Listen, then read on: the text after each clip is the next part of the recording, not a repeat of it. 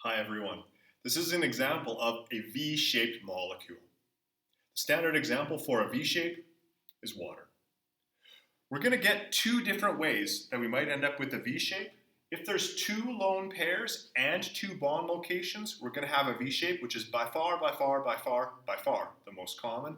However, if we have one lone pair and two bond locations, that also is going to give us this V-shape. It's worth it to start off by drawing the Lewis structure for the molecule. For water, it looks like this.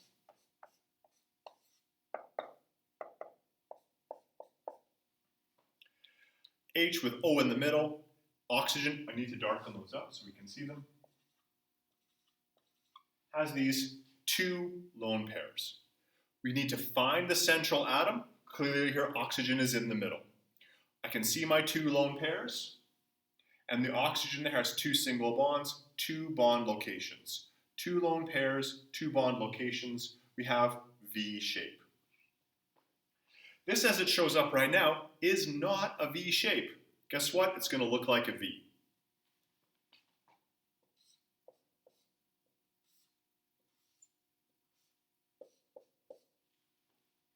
That's a little bit messy, but that's okay. It does not matter if your V is open to the open pointing up, open pointing down, like mine to the left or to the right. It's a V shape.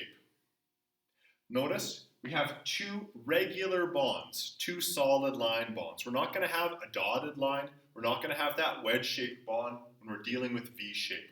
All of these atoms are actually in the same plane. There's nothing coming out of the board or going into the board. They would all be sitting flat on the whiteboard. When we have a molecule where the central atom has two lone pairs and two bond locations, or, as a matter of fact, if we have one lone pair and two bond locations, we're going to have this V shape.